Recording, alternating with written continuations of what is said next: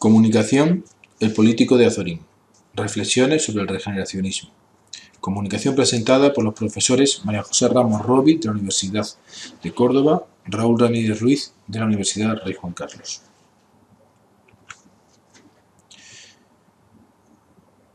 José Martínez Ruiz, un hombre del regeneracionismo. La idea inicial para hacer esta comunicación partió de la lectura de la obra El político, de Azorín, al que posteriormente nos referiremos. En ella se reflexionaba sobre lo que debía ser un político, desde luego, y en primer lugar, un político pensando en la época del regeneracionismo. ¿Qué es el regeneracionismo? El regeneracionismo es un movimiento político, cultural e intelectual con repercusión en la literatura que aparece en España a raíz del desastre del 98, de la pérdida de Cuba y Filipinas. Es el momento en el que se toma conciencia de la decadencia final de España.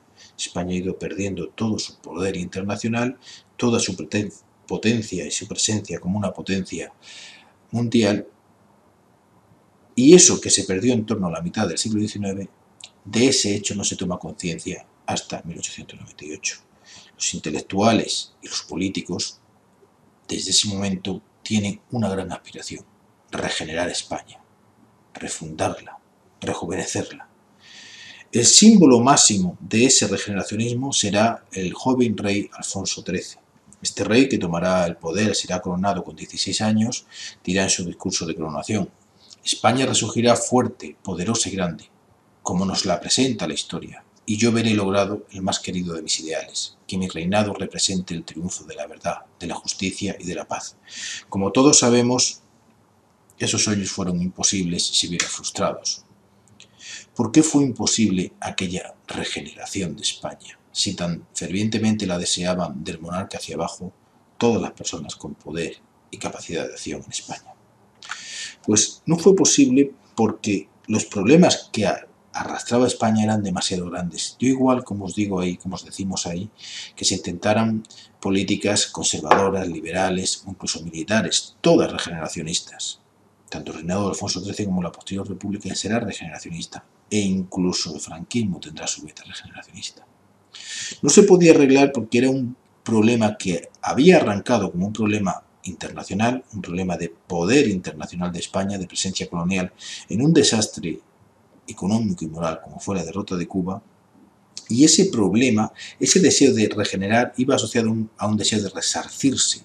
Eso hizo que España se mantuviera activa en la política exterior con ambiciones coloniales y llevó a nuevos desastres que arrastraban nuevas crisis económicas, como fue la presencia de Marruecos, imagen del desgraciado campamento de Monte Arruite en 1921. Esa pretensión internacional se unía a la profunda crisis social que atravesaba España y que las políticas internacionales solo agravaban, como veremos a continuación. Esta es una imagen de la huelga general de 1917. No solo había un problema internacional, un problema de prestigio, sino que había un problema económico, no macro, sino también micro, un problema de problemas sociales causados por la crisis económica en España. Primera huelga general en 1917, que se solapó con la aparición de un tercer problema importantísimo: la aparición de nuevas identidades segregadas de la española, representadas sobre todo por la catalana, también la vasca, pero aquí representadas por la catalana en la figura de Francesc Cambó. Una nueva crisis de identidad que ponía en duda no solo el Estado y su configuración, sino la existencia misma de España. Estos problemas internacionales, sociales y identitarios se retroalimentan durante todo el periodo de la Restauración, periodo de mayor preponderancia de la idea del regeneracionismo, y van a seguir hasta hoy en día, como bien sabemos. ¿Cuál era el problema fundamental que impedía ese desarrollo de la sociedad española, del modelo liberal español, de la monarquía española hacia un sistema democrático que hubiera solucionado todos estos problemas? El principal problema radicaba en lo que los clásicos, Joaquín Costa Frente, llamaron oligarquía y caciquismo.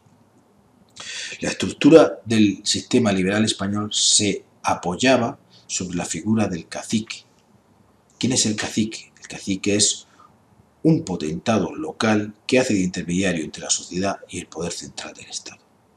No es una excepción en el mundo, no es una excepción en Europa. Se trata del clientelismo político, una figura que en toda Europa existió desde Inglaterra a Francia, pasando por Alemania.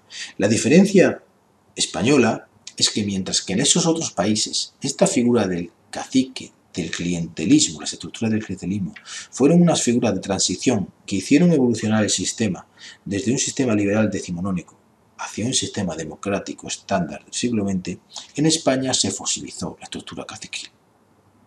¿Por qué se fosilizó en España y se convirtió en un retén de la sociedad, en un sistema de opresión de la sociedad que la evitó evolucionar y que provocó al final la explosión de la guerra civil? La fosilización de ese sistema caciquil se debe a las estructuras básicas de nuestra sociedad.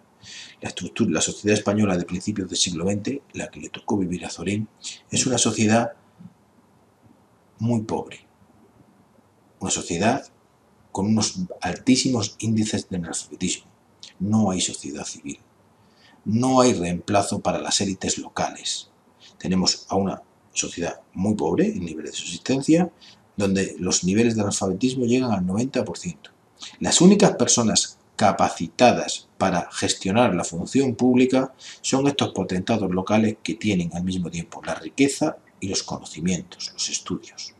Ellos debían haber sido los facilitadores del desarrollo social que hiciera que el analfabetismo disminuyera en España, con ello la pobreza hubiera disminuido y se dieran paso hacia la democracia.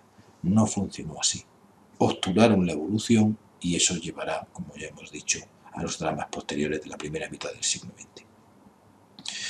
Como tenéis ahí reflejado, la endogamia fue uno de los factores que reforzó este caciquismo, que esta oligarquía se retroalimentara y se mantuviera, y el propio Zorín fue consciente de ello, y en su obra El chirrión de los políticos en 1923 lo denunciaba.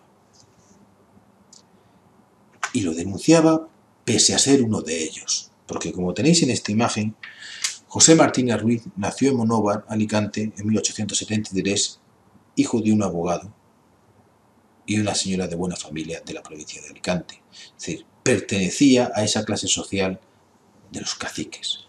Es que no había otra opción. Las personas fuera de esa clase media alta, realmente alta, no tenían acceso a los estudios y por lo tanto no tendrán acceso a formar unas élites que renueven el sistema. Nació donde debía, en la clase social que debía para poder llegar a ser Zorín, si no, no hubiera llegado. Por ello, a los 8 años ingresó en el colegio de los Escolapios de Yecla para continuar sus estudios. Esa edad, 8, 9, entre los 8 y los 12 años, es la edad en la que el común de la gente abandonaba la escuela una vez aprendidas las primeras letras. Él ya en 1898 podrá iniciar sus estudios de licenciatura de Derecho en la Universidad de Valencia. Fue un hombre con una pulsión literaria y periodística desde el inicio. Ya a los 18 años inicia sus colaboraciones con distintos medios de prensa bajo un seudónimo primero, Juan Lis. A partir de 1894 es frecuente encontrar sus trabajos en el Mercantil Valenciano y en El Pueblo, periódicos dirigidos por Blasco Ibáñez. Es en aquellos años cuando publica sus primeros ensayos. El año 93, la crítica literaria en España y Moratín. El año 94, Buscapiés. El año 95 es especialmente prolífico. Notas sociales, anarquistas y literarios, notas sobre la literatura española, las bellas artes. En 1896 se traslada a Madrid y comienza a colaborar con el diario progresista El País. 2 años más tarde colabora con publicaciones como Madrid Cómico y el periódico de tendencia anarquista, los periódicos, de tendencia anarquista, La Campaña y Revista Nueva. A comienzos del siglo XX colaboró con las revistas Electra, Arte Joven y con el diario La Correspondencia de España. En 1901 vio la luz su obra Diario de un enfermo y un año después publicó La Voluntad. En 1905 comenzó a escribir para El Imparcial y con motivo del tercer centenario del Quijote escribió una serie de artículos que recopilaría en la monografía La Ruta de Don Quijote. En 1908 escribirá El Político, obra que, como ya dije al principio de la presentación, es el origen de la idea de hacer esta comunicación. Él es un político integral. No solo va a ser uno de los mejores cronistas políticos de la Restauración, de la Baja Restauración, 1902-1931, sino que fue diputado en 5 ocasiones y obtuvo cargos de administración en el Estado. Es un político completo, en activo, en el legislativo, en el ejecutivo y en la opinión libre que fiscaliza la política. Sus principales obras en torno a la política son el ya mencionado El político de 1908, España en 1909, La cierva 1910, Parlamentarismo español 1916 y el ya mencionado El chirrión de los políticos de 1923. ¿Cómo era el político ideal para Azorín, que lo retrata en esta obra del mismo nombre? Pues debía tener fortaleza, ser elegante, no prodigarse y ser prudente.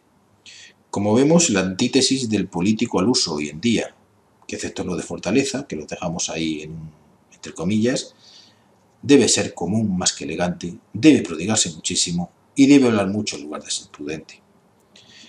Podéis decirme, esas son las características del político de su época, no del actual. No necesariamente, son las características desde luego de un político conservador, como va a ser él. Lo único que sí mantiene la unión entre el pasado y el presente es que Azorín no da demasiada importancia a la faceta intelectual del político, del hombre, de la mujer metida a la política. Eso, por desgracia para todos, sí se mantiene. Como ya hemos dicho, el periodista y literario Azorín va a ser un político conservador. Va a ser un político conservador que mientras sea diputado y al mismo tiempo ostente cargos en la función pública de la administración del Estado, mantendrá una intensa actividad como cronista parlamentario, escribiendo en los principales diarios del país, ABC, Diario de Barcelona, Pueblo Vasco, La Vanguardia y La Prensa. Su participación en la política va a ser de la mano de Antonio Maura, el gran líder conservador de la época de Alfonso XIII, que le hará ser elegido en diversas circunscripciones. Si os fijáis bien, será elegido en Almería, por Purchena, en 1907-10, en Pontevedra, Ponteaderas, 1914-16, y luego volverá a Almería, en esta ocasión por otro distrito, por Sorbas, entre 1916 y 1920. Eso nos indica que es un diputado, un político cunero. ¿Qué significa ser un cunero? Pues es aquel diputado que no tiene ningún tipo de relación con la circunscripción por la que es elegido, sino que desde Madrid ven un hueco donde colocar a este diputado madrileño y es elegido por allí. Esto es una falta de legitimidad en el sistema español. Una falta de legitimidad que se refuerza por otras connotaciones, por otras legislaciones que refuerzan este sistema caciquil, como es el famoso artículo 29. Azorín será elegido por el artículo 29 en Almería. ¿Qué significa ser elegido por el artículo 29?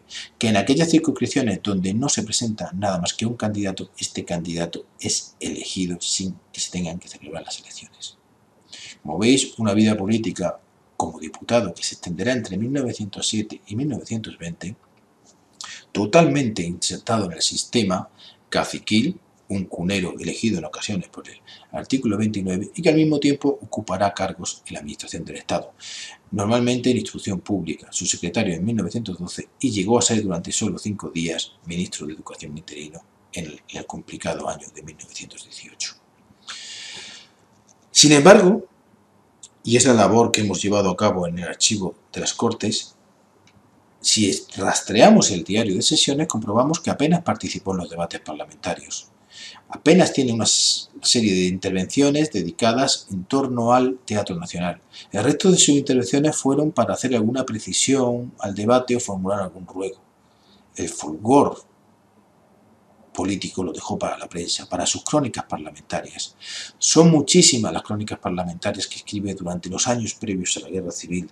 Se van a centrar en multitud de temas, pero haciendo un análisis nosotros hemos comprobado que la tensión entre el pasado y presente, entre clásico y modernidad, es una de las líneas fundamentales de su discurso en sus periódicos. Otro va a ser la idea de España. Son las dos principales líneas de sus periódicos. La tensión entre pasado y presente y el ser de España. Muy en sintonía con toda su generación literaria del 98. Lo más destacado en los momentos previos a la Guerra Civil de su obra son que en 1919 comenzó la edición de sus obras completas y que en 1924 ingresó en la Real Academia Española. Estallada la guerra civil, como otros tantos intelectuales, deberá abandonar España para salvar la vida. Huirá de Madrid de las milicias y se refugiará en París, donde coincidirá con Marañón, Menéndez Pidal, Ortega y Gasset, Pérez de Ayala y Baroja. A pesar de su exilio, continuará colaborando con distintos rotativos españoles y visitando la imprenta. Publica, entre otras, Españoles en París y Pensando en España. Al final de la contienda y bajo la protección de Serrano Suñer, volverá a España e inmediatamente volverá a trabajar para el diario ABC. Al mismo tiempo publicará nuevas novelas, como El escritor en 1940, El enfermo en 1942 y una colección de cuentos bajo el título Sintiendo España en 1942. En 1944 aparecen sus últimas novelas, La isla sin aurora, María Fontán y Salvador de Olbelna. A partir del 47 hará incursiones en otro tipo de literatura, como recopilaciones de sus obras e incluso algunos pinitos como crítico cinematográfico, podríamos decir. A partir de ese momento abandonó la política y abandonó la escritura. A principios de marzo de 1967 fallecería Azorín. Haciendo una recapitulación de su personalidad para ir terminando esta exposición, debemos acudir a dos descripciones de personas más autorizadas que nosotros. Mario Vargas Llosa, que le dedicó su discurso de ingreso en la Real Academia Española, lo calificó como un conservador en términos políticos. Y sí, lo fue, ciertamente lo fue. ¿Acaso pudo ser otra cosa? Como muy bien recoge Manuel Vicent, no fue un conservador al uso o cerrado, sino que fue un paraguas rojo que se convirtió en un paraguas negro. ¿Qué quería decir con este símil? Que de joven, muy en sintonía con los tiempos que le tocó vivir, recuerden los jóvenes bárbaros de Lerroux, él gustó de provocar a los burgueses, a cuya clase social pertenecía. Era como un paraguas rojo en el mar de paraguas negros, que era aquella burguesía que se reunía en los cafés para debatir la España liberal del 19. Pero con el tiempo ese paraguas rojo pasó a ser un paraguas negro como todos los demás. Fue una evolución de un hombre y un tiempo. Porque para concluir, y acudiendo a otro compañero suyo de la generación del 98, este hombre no es de ayer ni de mañana, sino de nunca, de la cepa hispana.